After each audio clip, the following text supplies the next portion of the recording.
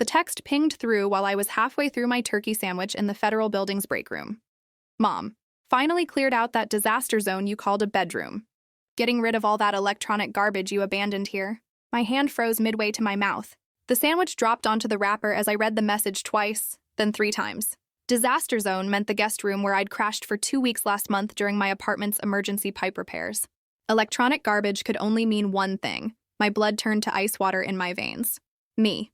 What exactly did you throw out? Mom, just some old junk. Dead laptop, ratty clothes, useless paperwork. Nothing worth keeping. The fluorescent lights above seemed to dim. My vision tunneled. The laptop. Describe it. Mom. Black one that wouldn't even boot up. Stop being so dramatic, Rachel. It was worthless. I shot up from my seat so violently that my chair crashed backward into the wall.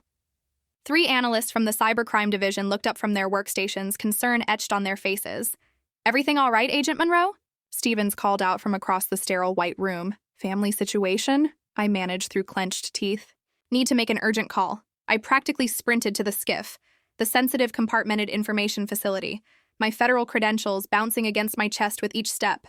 My hands trembled as I swiped my badge through 3 separate security checkpoints. That wasn't just any laptop. That machine, secured with military-grade 256-bit encryption and dual biometric authentication, contained 3 years of painstaking investigation into the Prometheus network, an international cybercrime syndicate we'd been hunting across 17 countries. $42 million in frozen assets. Classified informant identities. Undercover operative locations. And my mother had just sold it like a garage sale trinket. My secure line connected after 2 rings. Her voice chirped through, disgustingly cheerful. Rachel, perfect timing. We're about to sit down for Sunday roast. Your brother just arrived with Jennifer. Why don't you... Where is the laptop? Each word came out sharp as broken glass. What? Oh, for heaven's sake, I already told you. I sold it this morning to some college kid. Got $500 cash for it, too. Can you believe someone would pay that much for a broken... What was the buyer's name? My voice had shifted into what my colleagues called interrogation mode. Flat, emotionless, lethal. I don't remember. Some kid who answered my Facebook listing. Rachel, why are you being so... Listen very carefully, Mother. I gripped the phone so hard the case creaked. That laptop is classified federal property. You've just committed a felony punishable by up to 10 years in federal prison. Dead silence. Then she actually laughed, a nervous, disbelieving sound. Oh, Rachel, always so theatrical. It was sitting in your room collecting dust. How was I supposed to? You weren't supposed to touch it at all. I'm activating an emergency response team. Do not delete any messages. Do not contact the buyer. Do not touch anything else in that room. Am I clear? Rachel Ann Monroe, how dare you speak to me like I'm some common criminal? I'm your mother, and I was simply trying to help. I killed the call and immediately speed-dialed Deputy Director Harrison. He picked up on the first ring, his gravelly voice betraying annoyance. Agent Monroe, this better be worth interrupting my Sunday. Sir, we have a catastrophic breach. My federal laptop containing all Prometheus network files was sold by a family member approximately 3 hours ago. The silence stretched for exactly 4 heartbeats. Then Jesus fucking Christ, address, now. 14 minutes later, I screeched into my parents' circular driveway behind 4 black Suburbans, their presence turning the quiet suburban street into something out of a conspiracy thriller. My mother stood frozen on the wraparound porch, her face drained of all color, clutching her cell phone like a lifeline. Dad flanked her, his expression cycling between confusion and rage. My younger brother Daniel sat on the porch swing, his wife Jennifer pressed against his side, both gaping at the federal agents swarming their perfectly manicured lawn. I stepped out, my badge prominently displayed on my hip, my service weapon visible in its holster, no more hiding what I really was. Agent Kowalski approached first, his linebacker frame blocking out the setting sun. Monroe, perimeter's locked down. Your mother's being... difficult. That's her factory setting, I muttered, then louder. Where's Harrison? Inside, pulling the Facebook transaction history. We've got a digital forensics team tracing the buyer. My mother started toward me, her Sunday heels clicking against the stone steps. Rachel, what have you done? Why are there federal agents destroying our home? I brushed past her without a word. My father's hand shot out, gripping my bicep. Rachel Elizabeth, your mother made an innocent mistake. This circus is completely unnecessary. I twisted free with a move they taught us at Quantico. She sold classified government property to an unknown buyer, Dad. That's not innocent. That's a federal crime. Daniel jumped to his feet, his face flushed. Oh, come on! Mom didn't know it was your work computer. You left it here like everything else you abandoned. She knew it wasn't hers to sell. I cut him off. That's called theft. Title 18, Section 641 of the U.S. Code. Maximum sentence, 10 years. Jennifer gasped, her manicured hand flying to her mouth. 10 years? Rachel, she's your mother, and I'm a federal agent. I kept walking toward the house. My relationship to the suspect doesn't change the law. Inside, the house I'd grown up in had transformed into a crime scene. Agents photographed everything, cataloged every item in what had been my temporary space. Deputy Director Harrison stood in the corner, his silver hair catching the light as he scrolled through my mother's phone. He looked up as I entered, his expression grim. Buyer's already gone dark. Phone's off. He either ditched it or knows exactly what he bought. My stomach dropped. The encryption should isn't good enough, Monroe. That laptop has active intelligence on 14 ongoing operations. If even one file gets compromised. He didn't need to finish. My mother appeared in the doorway, tears streaming down her face, mascara painting dark rivers on her cheeks. Rachel, please. Tell them this is all a misunderstanding. Tell them you forgive me. I turned to face her fully. I can't do that. I'm your mother. The words ripped from her throat. I changed your diapers. I drove you to school. You sold federal property without authorization. Property containing information that could get people killed. Daniel shouldered his way into the room. Sarah's being dramatic, right? This is just about money, or 3 undercover agents' identities are on that laptop, I said quietly. Their covers, their families' locations, their extraction protocols. If the wrong people access those files, they die. Their families die. That blood would be on our hands. The room went silent except for my mother sobbing. Kowalski's radio crackled. We've got a location. Marcus Chen, student at Jefferson Community College. Apartment complex on Riverside Drive. Digital forensics confirms he's been trying to crack the password for the last hour. Harrison's expression turned to stone. Move. Now. Monroe, you're with me. 20 minutes later, we stood outside a grimy third-floor apartment that reeked of poverty and poor decisions. I could hear fingers clicking on keys inside, the sound of someone trying to break into my life's work. Kowalski pounded on the door. FBI, open up! The typing stopped. Silence stretched like a held breath. Marcus Chen, we know you purchased a laptop this morning. Federal agents need to speak with you immediately. Open this door. 30 seconds crawled by. Then locks clicked and the door cracked open to reveal a skinny kid who couldn't have been older than 21. His eyes went wide when he saw our badges, the color draining from his already pale face. I haven't done anything illegal, he stammered. May we enter? Harrison's tone suggested it wasn't really a question. The kid stepped back and we flooded in. The apartment was exactly what you'd expect. Pizza boxes, energy drink cans, and enough computer equipment to start a small tech company. And there, sitting on a desk cluttered with circuit boards and cable management gone wrong, was my laptop, closed, but plugged in. Did you access any files? I stepped forward, my hand instinctively moving toward my weapon. Marcus shook his head frantically. No, I couldn't. It kept asking for some crazy password and then wanted a fingerprint or something. I was just going to wipe it clean, install Linux, maybe sell the parts. Relief flooded through me so intensely I had to grab the desk's edge for support. The files were safe. Prometheus was safe. My agents were safe. You purchased stolen federal property, Harrison informed him while Kowalski secured the laptop. However, since you bought it in good faith and haven't accessed classified material, you're not under arrest. We will need a full statement. Am I going to prison? The kid looked ready to pass out. No, I said. But the woman who sold you this laptop? That's a different story. We returned to my parents' house as the sun died behind the suburban rooftops, painting everything in shades of guilt and consequence. The number of federal vehicles had doubled. Neighbors lined the sidewalks with their phones out, recording every moment of the Mitchell family's spectacular downfall. Mrs. Henderson from 2 houses down stood on her lawn like a statue of judgment, arms crossed, drinking in every detail to fuel weeks of neighborhood gossip. My mother sat in the back of an unmarked Crown Victoria, her Sunday dress wrinkled, her face swollen from crying. Dad paced beside the vehicle, gesticulating wildly at Agent Torres, who looked like he'd rather be anywhere else. Daniel and Jennifer huddled on the porch steps, clinging to each other like survivors of a shipwreck. I carried the laptop in an evidence bag, each step deliberate, measured. Deputy Director Harrison walked beside me, reviewing documents on his tablet. The laptop's secure, sir, I reported. No breach. Files intact. Encryption held. Outstanding work, Monroe. He glanced toward my mother. Now comes the hard part. Charging decision. My father intercepted us, his golf-tanned face flushed with indignation. Agent Monroe, he said, refusing to acknowledge me as his daughter. Surely we can resolve this reasonably. Barbara meant no harm. I met his gaze steadily. If I'd lost that laptop through negligence, I'd be terminated immediately. If I'd deliberately sold it, I'd be facing treason charges. The only reason this isn't a complete catastrophe is pure luck. The buyer didn't have the skills to crack military-grade encryption. But she's your mother. The words exploded from him, which is precisely why I'm not making the charging decision. I'm recusing myself due to personal conflict. I turned to Harrison. Sir, what's the Bureau's position? Harrison closed his tablet with a decisive snap. Mrs. Mitchell will be released tonight with a formal warning. However, this incident becomes part of her permanent federal record. Any future background checks, security clearances, or government interactions will flag this event. Additionally, she'll pay a $5,000 fine and complete 40 hours of federal property awareness training. $5,000? Daniel shot to his feet like he'd been electrocuted. For selling a laptop she thought was broken? For trafficking in classified federal property, Harrison corrected, his voice sharp enough to cut glass. Your mother's getting off incredibly light. If Agent Monroe wasn't family, if those files had been accessed, if even one operation had been compromised, she'd be facing mandatory minimums in federal prison. Show some gratitude. He nodded to Torres, who opened the vehicle door. My mother stumbled out, mascara streaked, looking somehow smaller than her 5'4" frame. She wobbled toward me in her heels. Rachel, baby, please. Tell them you forgive me.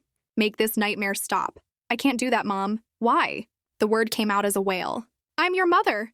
I gave birth to you. I raised you. You sold my property without asking. You invaded my privacy without consideration. You've done it my whole life. Assumed you knew better. Assumed you had the right. My voice stayed level, professional.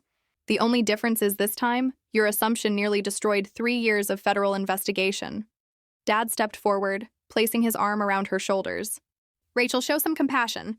Your mother made an honest mistake. I studied them both. These people who'd raised me but never really seen me. Compassion is me not testifying against her if this went to trial. Compassion is me vouching for her character despite what she did. Compassion is recognizing she acted from ignorance, not malice. That's why she's going home tonight instead of being processed at federal detention. The fine, though, Daniel interjected.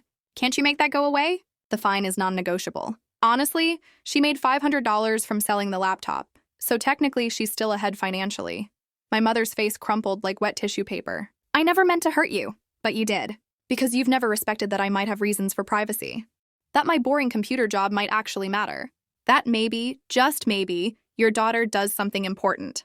We didn't know you were FBI, Daniel protested, because I couldn't tell you. Because operational security exists for a reason. Because the people I investigate include hackers who'd love to target federal agents' families. I looked at each of them. But instead of trusting I had reasons for discretion, you all just decided I was a nobody doing nothing worth mentioning. My mother made a wounded sound. I never said you were nobody. You didn't have to.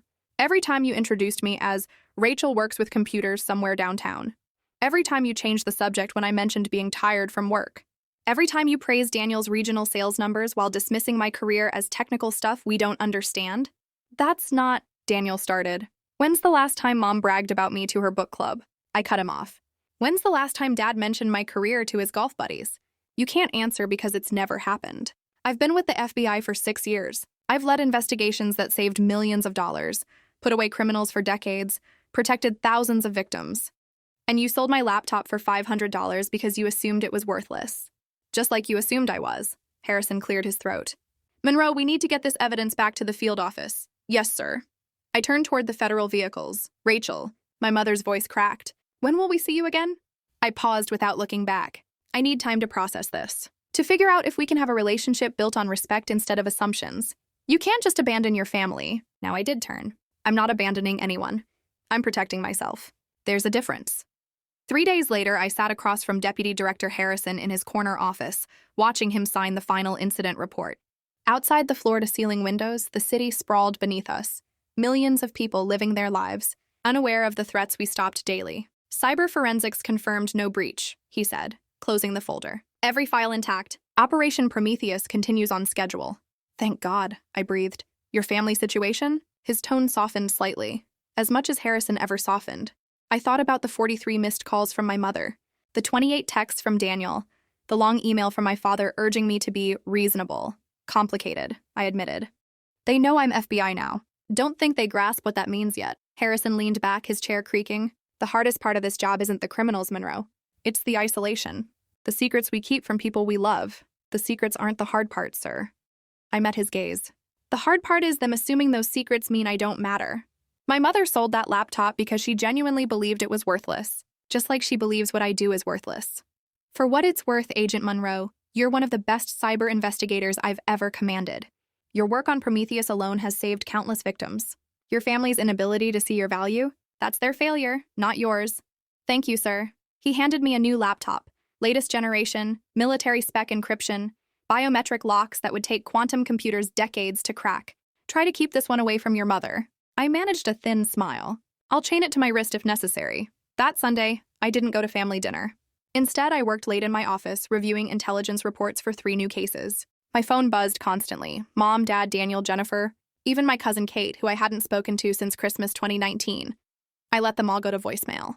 Around 9 p.m., Stevens knocked on my door frame. Monroe, you're still here?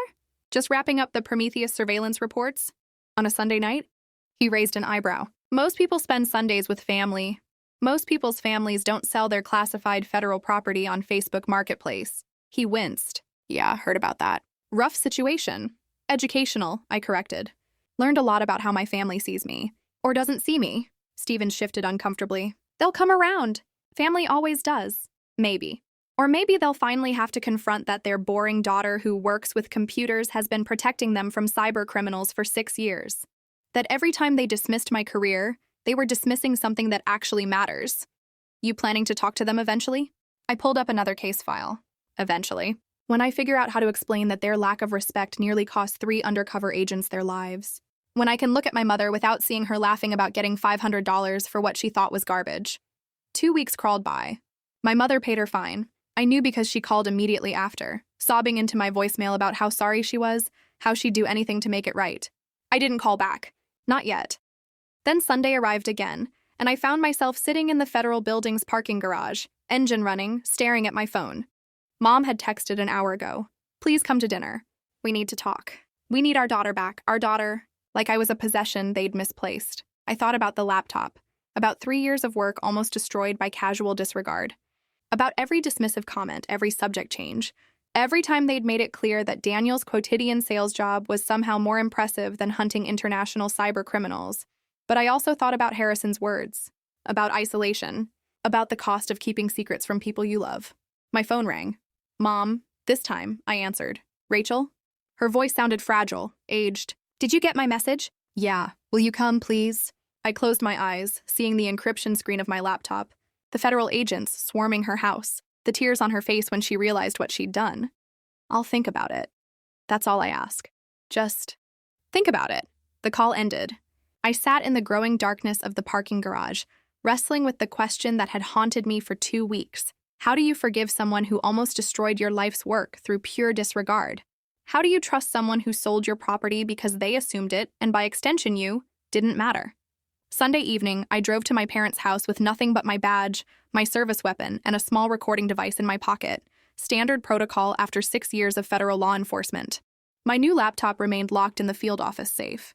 My personal phone stayed in the car's glove compartment. Mom opened the door before I could knock. She looked like she'd aged 5 years in 2 weeks.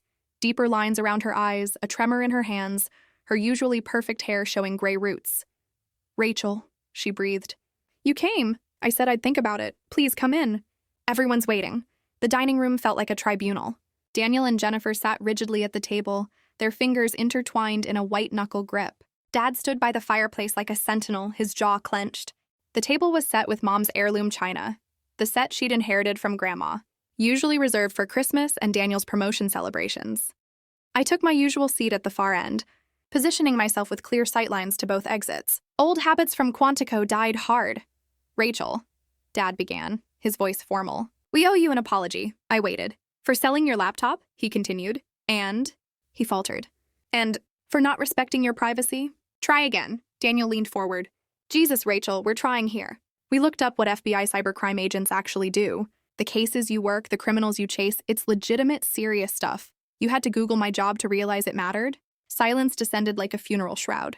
6 years, I said quietly. I've been protecting people from cyber criminals for 6 years. International crime syndicates, ransomware attacks that cripple hospitals, identity theft rings that destroy lives, $42 million in recovered assets from Operation Prometheus alone. And you needed Google to tell you that was important? Mom's eyes welled with tears. We didn't know because you never asked. Not once in 6 years did any of you say, Rachel, tell me about your work. You just decided I had a boring desk job and treated me accordingly. That's not fair, Daniel protested. You were always so secretive. Because I'm bound by federal law to maintain operational security. Because the Romanian hackers I'm investigating would love to know which agent is building cases against them. Because the cartel money launderers I'm tracking would pay millions to know where federal agents' families live. I looked at each of them. I kept secrets to protect you. You dismissed me because you couldn't be bothered to care. Jennifer spoke for the first time, her voice small. We care, Rachel. We've always cared. No, you cared about Daniel's sales numbers. You cared about his company car, his title changes, his quarterly bonuses. Me, I was background noise. The weird daughter who worked somewhere downtown doing computer stuff. That's not true, Mom whispered. When Daniel closed his first big account, what was it, $10,000? You threw a party, called everyone. Posted on Facebook. I kept my voice level, professional. Last year, I led the team that took down a cybercrime ring stealing millions from senior citizens' retirement accounts. Hundreds of victims got their life savings back because of my work. Did you even notice I was gone for 3 weeks during the trial? The silence answered for them. I'm going to set boundaries now, I announced. Non-negotiable terms if we're going to have any relationship going forward. 4 heads nodded in unison. First, my work is off limits for discussion unless I bring it up. No questions about cases, colleagues, or operations. When I say I can't talk about something, you accept it without complaint or speculation. Second, my personal property is inviolate. You don't touch, move, borrow, or sell anything of mine without explicit permission. If you find something of mine, assume it's important and leave it alone. Third, my schedule is my own. I work federal cases that don't follow bankers' hours. When I miss family events, it's not personal. When I don't answer calls, I'm not ignoring you. I might be in a skiff where phones are illegal or surveilling suspects or testifying in federal court. I paused, meeting each of their eyes. Can you live with those terms? Dad nodded slowly. We can do that. We're so sorry, Mom added, her voice breaking. We had no idea how much responsibility you carry, how important. You should have trusted that it was important simply because it was my career. Because I chose it. Because I dedicated my life to it. Daniel shifted uncomfortably. Can I ask, what exactly do you do? I mean, in general terms? I considered the question, weighing how much to reveal. I investigate cybercrimes, ransomware attacks against hospitals where people die when systems go down. Identity theft rings that destroy credit and savings, child exploitation networks hiding in the dark web, financial crimes that fund terrorism. I let that sink in. The laptop Mom sold contained 3 years of evidence against criminals who stole $42 million. If they'd accessed those files, witnesses could have been murdered. Undercover agents exposed. Years of work destroyed. The room fell silent except for the grandfather clocks ticking. That's what you almost sold for $500, I said, looking directly at my mother. My life's work. Evidence that protects innocent people. Intelligence that keeps Americans safe. She started crying again, ugly, body-shaking sobs. We understand now, Dad said quietly. We're proud of you, Rachel. We should have been proud all along, are you? Or are you just scared because you finally realize I carry a gun and have arrest authority? Both, Daniel admitted. Honestly, finding out my sister is basically a federal agent hunting cyber terrorists is intimidating. I'm the same person I was 3 weeks ago. The only difference is now you know that person matters. Dinner was stilted, awkward. Mom asked safe questions about my apartment, the weather, anything but work. Dad discussed his golf game with forced enthusiasm. Daniel mentioned his sales numbers, then caught himself falling silent mid-sentence. Jennifer pushed food around her plate, stealing glances at me like I might suddenly arrest someone. I left after an hour, claiming exhaustion. At the door, Mom grabbed my hand. Will you come back? Maybe, if I don't have a case emergency. Of course. Your work comes first. The words sounded foreign in her mouth, but I recognized the effort. 3 months later, Operation Prometheus concluded with devastating precision. 17 arrests across 4 countries, $42 million in assets frozen. The cybercrime ring destroyed completely. The press conference made every major network, with Deputy Director Harrison commanding the podium while our team watched from behind the cameras. My phone rang that evening.